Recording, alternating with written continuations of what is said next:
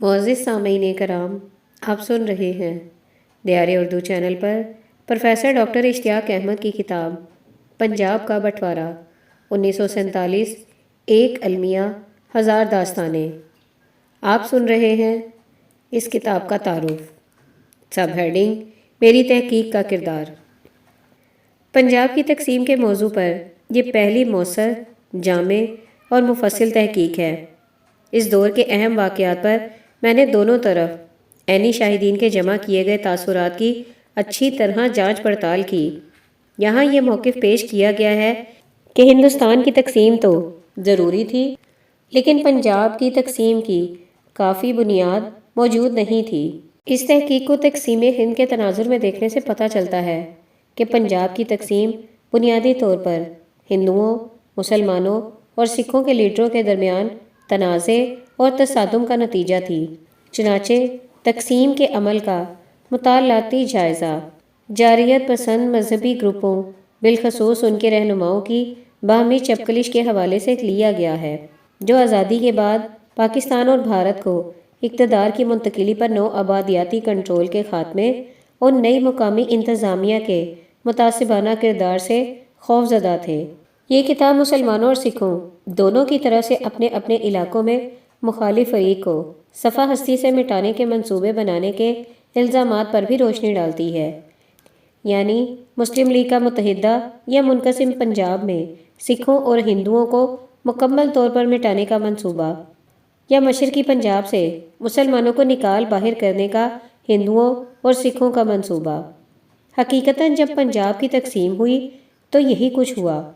اس کتاب میں تاریخ کے اس المناک باب کے بارے میں بتایا گیا ہے کہ وہ کیوں اور کیسے وقوع پذیر ہوا۔ دوسرا یہ کہ میری تحقیق میں انفرادی اور اجتماعی دونوں شاختوں کے انتہائی گہرے سوال کا بھی احاطہ کیا گیا ہے۔ کیا پرانا پنجاب انتہائی منقسم تھا، ایک جامع کثیر النوع معاشرہ تھا؟ اس کا جواب حاصل کرنے کے لیے تقسیم کے بعد مشرقی اور مغربی پاکستان کی فرقہ وارانہ شاخت کی سیاست کا تجزیہ کیا گیا۔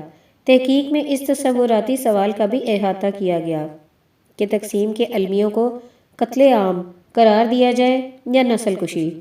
سب ہیڈنگ: پنجاب کے دونوں حصوں میں تمام قسم کی کجیوں پر ریسرچ۔ پاکستانی محققین کے لیے ایسا کرنا تقریباً ناممکن ہے کہ وہ بھارتی پنجاب میں جا کر فیلڈ ورک کریں۔ اسی طرح بھارتی ریسرچر بھی پاکستان میں آ کر ڈیٹا جمع نہیں کر سکتے۔ میرے سویڈش شہری ہونے کا یہ فائدہ ہوا کہ میرے ساتھ تکنیکی طور پر بیوروکریسی کی طرف سے اس طرح کا سلوک نہیں کیا گیا جس طرح پاکستان اور بھارت کے شہریوں سے ایک دوسرے کے ملک میں ہوتا ہے۔ چنانچہ میں نے آزادانہ طور پر دونوں ملکوں کا دورہ کیا اور متعلقہ افراد سے گفتگو کی اور یوں پنجاب کے دونوں حصوں میں فیلڈ ورک پر مبنی مواد جمع کرنے کے قابل ہو سکا۔ پاکستان کے کئی دوروں میں 2003 سے 2005 میں احمد سلیم نے میری معاونت کی، جبکہ بھارت میں مہندر پال سنگھ وکی نے مارچ 2004 اور جنوری 2005 میں میری مدد کی۔ نومبر 2005 میں مشرقی پنجاب میں ہتیش گوسین اور دریندر سنگھ میرے ساتھ رہے۔ سب ہیڈنگ: مواد کے بنیادی ذرائع۔ انگریزوں نے پنجاب کی صورتحال پر مربوط انداز میں ریکارڈ جمع کیا، جو انتظامی افسروں اور اہلکاروں نے صورتحال کا جائزہ لے کر تیار کیا تھا۔ میں نے کافی حد تک درج ذیل سرکاری ماخذ استعمال کیے۔ نمبر 1، پنجاب کے گورنروں اور چیف سیکرٹریوں کی طرف سے وائسرائے ہند کو ہر 15 روز بعد لکھی جانے والی خفیہ رپورٹوں کا مکمل ریکارڈ موجود ہے۔ یہ رپورٹیں خفیہ ایجنسیوں کی جمع کردہ معلومات کی بنیاد پر تیار کی جاتی تھیں۔ ان کا آغاز اپریل 1936 سے ہوا اور آخری 15 روز رپورٹ 13 اگست 1947 کو لکھی گئی، جو انگریز دور کے کسی افسر کے لیے سرکاری ڈیوٹی انجام دینے کا دوسرا آخری دن تھا۔ اس دور میں گورنر ہمیشہ انگریز ہوتا تھا، جبکہ آخری برسوں میں چیف سیکرٹری ہندوستانی ہوتے تھے۔ میں نے خفیہ 15 روز رپورٹوں پر بہت زیادہ انحصار کیا۔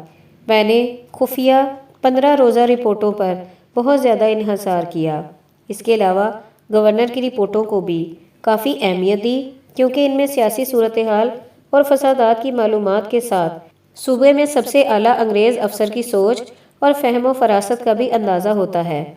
اس رپورٹ کو مکمل خفیہ رکھا جاتا تھا اور ہندوستانی سیاست دانوں کو اس تک رسائی نہیں ہوتی تھی۔ خوش قسمتی سے یہ تمام 15 روزہ رپورٹیں اب برٹش لائبریری کے لائنل کارٹر نے شائع کر دی ہیں۔ انہوں نے نہایت دانش مندی کے ساتھ ٹیلی گرام اور اسپیشل رپورٹوں کو بھی کتاب میں شامل کیا ہے۔ پنجاب کے گورنروں کی خفیہ رپورٹوں پر مشتمل ان کی کتاب معلومات کا خزانہ ہے اور اب بآسانی دستیاب ہے۔ چیف سیکرٹریوں کی رپورٹیں زیادہ تر اس دور کے واقعات سے متعلق تھیں اور اکثر گورنر کی رپورٹیں بھی اس سے مماثل ہوتی تھیں۔ یہ اب مائکرو فلم پر دستیاب ہیں۔ میں نے اس کا کافی زیادہ استعمال کیا ہے۔ 15 اگست 1947 کو پاکستانی اور بھارتی حکومتوں نے کنٹرول سنبھال لیا اور اس وقت سے ایسی کوئی رپورٹ یا تو لکھی ہی نہیں گئی یا پھر انہیں خفیہ قرار دے دیا گیا۔ پنجاب کے چیف سیکرٹریوں کی 15 روزہ رپورٹیں اب مائکرو فلم پر دستیاب ہیں۔ نمبر 2، برطانیہ نے 1970 سے 1983 کے دوران 12 جلدوں میں ایک کتاب دی ٹرانسفر آف پاور 1942-7 شائع کی۔ ان تمام جلدوں میں واقعات اور انتقال اقتدار کے لیے پاکستان اور بھارت کے ساتھ مذاکرات کا انتہائی ضخیم سرکاری ریکارڈ موجود ہے۔ اس کا بڑا حصہ پنجاب سے متعلق ہے۔ پنجاب کے اکثر گورنروں کی 15 روزہ رپورٹیں، ٹیلی گرام اور اسپیشل رپورٹیں بھی اس میں شامل ہیں۔ اس کے علاوہ یہ بات اہم ہے کہ لائنل کارٹر کے مجموعے میں گورنروں کی رپورٹوں کے جواب میں وائسرائے یا کئی برطانوی عہدے دار کے جواب یا تبصرے شامل نہیں، جبکہ ٹرانسفر آف پاور میں یہ بھی شامل ہیں۔ یقیناً مسئلہ یہ ہے کہ جب انگریز اقتدار سے دستبردار ہو گئے تو پنجاب کے دونوں حصوں کا دستاویزی ریکارڈ دستیاب نہیں۔ میں نے دونوں ملکوں میں اپنے دوستوں کے ساتھ اس بارے میں مشاورت کر کے بھی چیک کیا۔ زیادہ تر ہلاکتیں 14-15 اگست کے بعد وقوع پذیر ہوئیں، جو پولیس اور دیگر سرکاری محکموں میں متعصب افسروں کی سیاسی کارکنوں، مذہبی جنونیوں اور جرائم پیشہ عناصر سے ساز باز پر مشتمل مربوط سرگرمیوں کا نتیجہ تھیں۔ چنانچہ یہ بات قابل فہم ہے کہ دونوں ملکوں، بالخصوص پنجاب کے دونوں حصوں میں سرکاری عمال اپنے عملے پر الزامات کے شواہد ظاہر کرنے کے خواہاں نہیں تھے۔ نمبر 3، متحدہ پنجاب کے دارالحکومت اب پاکستانی پنجاب کا مرکزی شہر لاہور سے کئی اخبارات شائع ہوتے تھے۔ 1947 میں لاہور آگ میں جل رہا تھا اور کئی قیمتی ریکارڈ ضائع ہو گیا۔ میں نے زیادہ تر انحصار کانگریس نواز انگریزی اخبار دی ٹریبیون اور مسلم لیگی اخبار دی پاکستان ٹائمز پر انحصار کیا۔ ان کی فائلیں دستیاب ہیں، اگرچہ کچھ حصے مکمل نہیں، تاہم ہمیں یہ بات نہیں بھولنی چاہیے کہ اخبارات ہمیں اوقات کے پابندیوں کے تحت خبریں شائع کرتے تھے جو پنجاب حکومت نے لگائی تھیں۔ ایک لحاظ سے جب جلاؤ گھیراؤ اپنی انتہا پر تھا تو پریس پر غیر اعلانیہ سینسرشپ بھی عائد تھی۔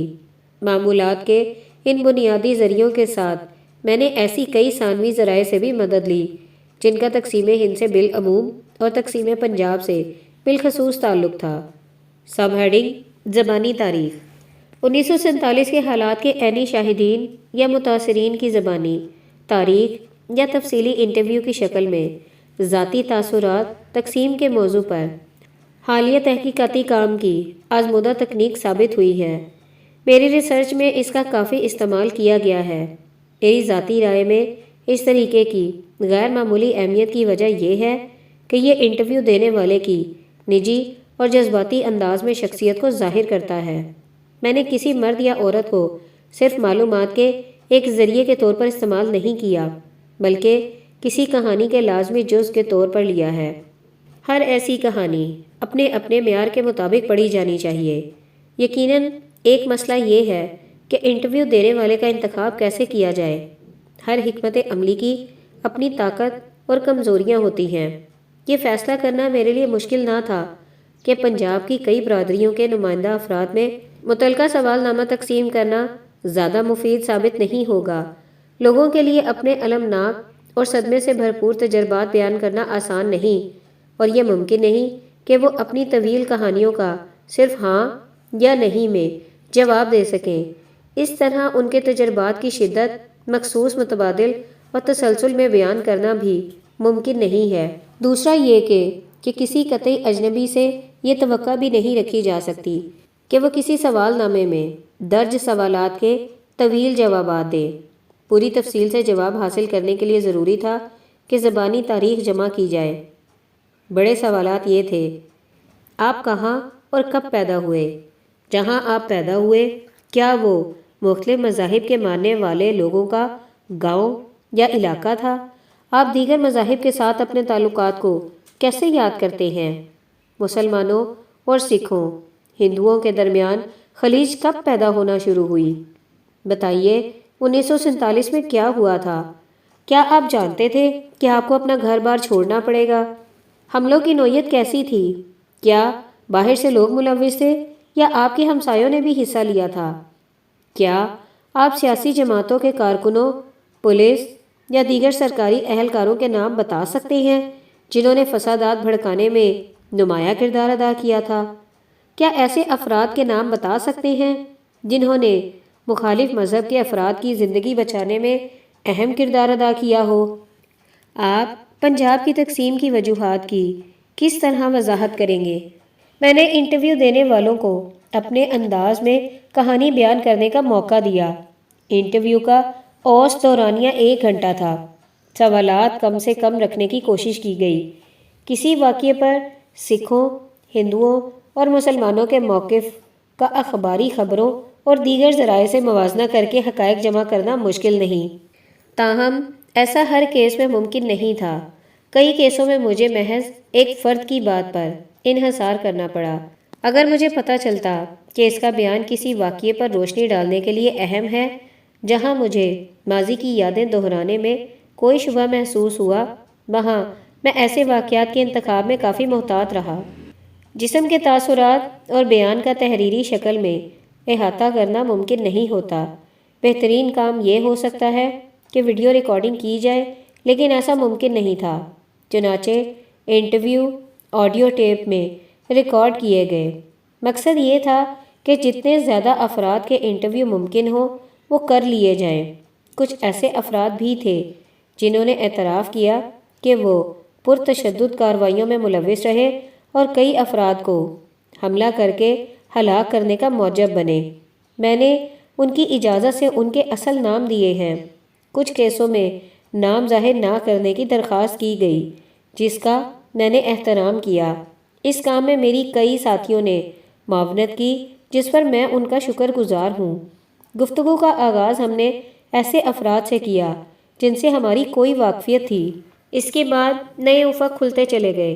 چنانچہ ہم نے دائرہ کار وسیع کرتے ہوئے کئی متنوع آراء بھی شامل کر لیں۔ پہلے ہم نے شہروں اور قصبوں میں ملاقاتیں کیں، پھر دیہات کا رخ کیا۔ پہلے احمد سلیم پاکستان اور مہندر پال بھارت مختلف مقامات پر جا کر ابتدائی پوچھ گچھ کرتے، پھر میں سویڈن سے پرواز پکڑ کر وہاں پہنچ جاتا۔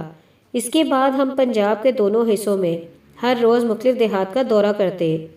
یہ سوچ کر کہ دونوں طرف کے پنجاب میں ہزاروں دیہات ہیں، ہم نے اپنی سمجھ کے مطابق ایسے علاقوں کا انتخاب کیا جو فسادات سے زیادہ متاثر ہوئے تھے اور جہاں جانے میں ہماری سہولت بھی تھی۔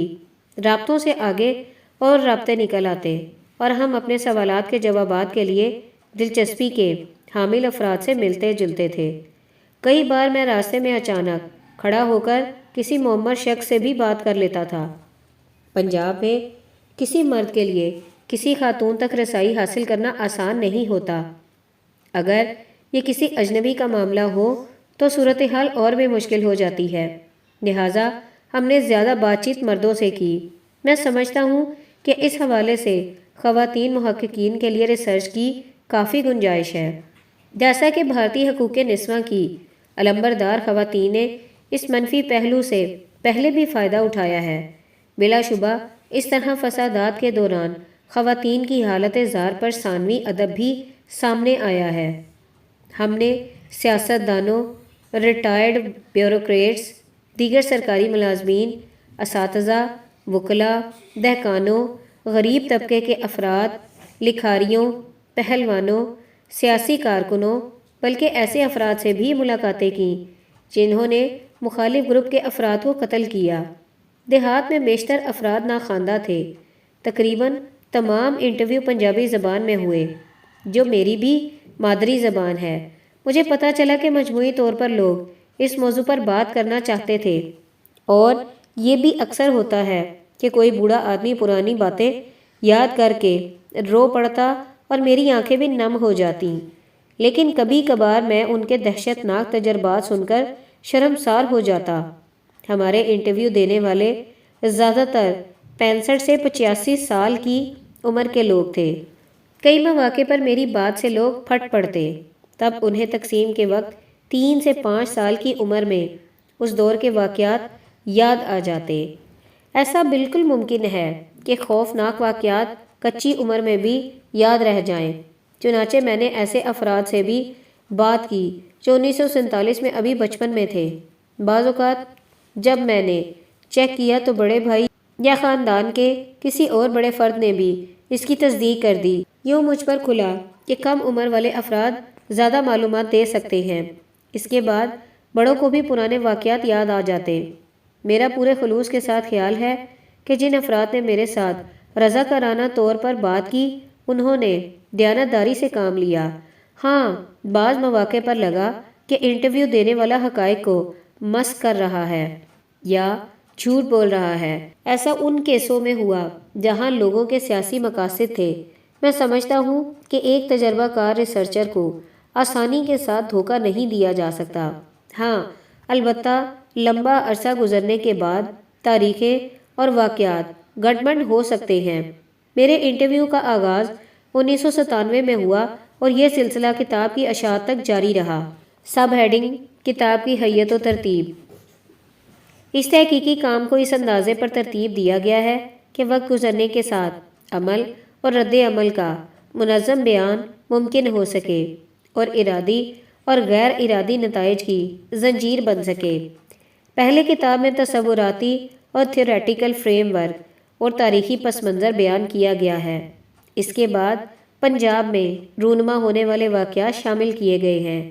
پنجاب کے اندر ہونے والے واقعات یا اس سے متعلق واقعات، یعنی دہلی میں جہاں ہندوستان کے مستقبل کے لیے کانگریس، مسلم لیگ اور سکھ لیڈروں میں مذاکرات ہو رہے تھے، یہ واقعات 3 مراحل میں ترتیب دیے گئے ہیں جو تقسیم پنجاب کے انتہائی اہم دورانیے کی تفصیل بتاتے ہیں۔ پہلا مرحلہ: خونی تصادم کی تشکیل کا عرصہ جنوری 1945 سے مارچ 1947 پر مشتمل ہے۔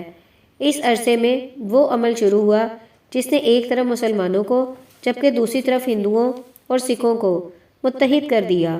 یہ صورتحال مارچ 1947 میں خونی فسادات پر منتج ہوئی، اور یہ دورانیہ پکنے والے اس لاوے کے آثار بتاتا ہے جو انگریز انتظامیہ کی فسادات روکنے کے لیے پیشگی اقدامات کرنے میں ناکامی سے پک رہا تھا۔ دوسرا مرحلہ: تقسیم کا اختتام۔ یہ اپریل 1947 سے 14 اگست 1947 کے درمیان کا عرصہ ہے، جس کے دوران حکومت نے ابتدائی طور پر قانون نافذ کرنے کے اقدامات تو کیے لیکن امن قائم نہیں کیا، کیونکہ قتل، آگ لگانے کے واقعات بعض مقامات پر ہو رہے تھے۔ آہستہ آہستہ یہ واقعات بڑھنے لگے اور بے رحم اور بدترین شکل اختیار کر گئے۔ مئی کے اواخر سے آگے ان میں انتہائی تیزی آ گئی۔ سر ایوان جینکنز نے 14 اگست کو پنجاب کے آخری انگریز گورنر کے طور پر ذمہ داریاں چھوڑ دی۔ تیسرا مرحلہ: نسلی قتل عام کا عرصہ 15 اگست سے دسمبر 1947 پر پھیلا ہوا ہے۔ پاکستان اور بھارت کے درمیان سرحد کے تعین کے لیے قائم کیے گئے ریڈ کلف ایوارڈ کی رپورٹ 17 اگست 1947 کو منظر عام پر آئی، جس کے فوری بعد تشدد میں ڈرامائی تیزی آ گئی، کیونکہ اب واضح ہو گیا تھا کہ کون سے گاؤں یا قصبہ کس ملک کی حدود میں آئے گا۔ نتیجتاً منقسم پنجاب میں شروع ہونے والا قتل عام نسل کشی کا رنگ اختیار کر گیا۔ 1947 کے آخر یا اس کے فوراً بعد دونوں طرف کے پنجاب میں مذہبی قتل عام کا کام مکمل کر لیا گیا۔ باب نمبر 1: نسل کشی کا نظریہ۔ جبری ہجرت، نسل کشی اور قتل عام وہ عمل ہیں جن کا باہمی تعلق واضح طور پر بیان کیا گیا ہے تاکہ ایسا نظریاتی فریم ورک تیار کیا جا سکے جس سے 1947 میں پنجاب میں ہونے والے واقعات کا تجزیہ ہو سکے۔